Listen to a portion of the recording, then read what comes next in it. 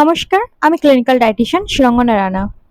Diabetic পেশেন্টরা ঘরোয়াভাবে কিভাবে ডায়েটটা maintain করবেন, এটা নিয়ে অনেকে কিন্তু কোয়েশ্চেন থাকে।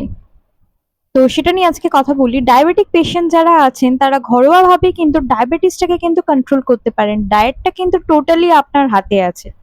মেডিকেশন খুব ভালোভাবে মেনটেন করবেন, মেডিসিন স্কিপ করবেন না, আর অবশ্যই ডক্টরের সাথে কনসাল্ট করিয়ে নেবেন। আর তারপরে আসি ডায়েটের ব্যাপারে। ডায়েটের ক্ষেত্রে কিন্তু কার্বোহাইড্রেটের ম্যাটারটা খুব ভালোভাবে মেনটেন রাখতে হবে।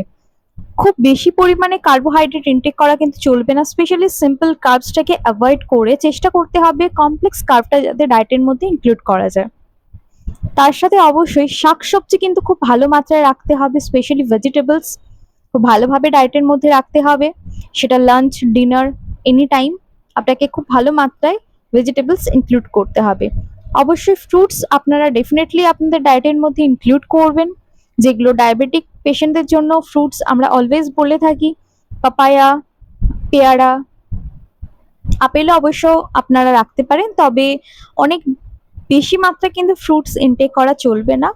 প্রত্যেকদিন একটা করে ফ্রুটস আপনাদের ডায়েটের মধ্যে থাকবে অবশ্যই। এইভাবে যদি ডায়েটটা খুব ভালোভাবে মেনটেন করেন তবে অবশ্যই আপনার ডায়াবেটিসটা কিন্তু খুব ভালোভাবে মেনটেন থাকবে।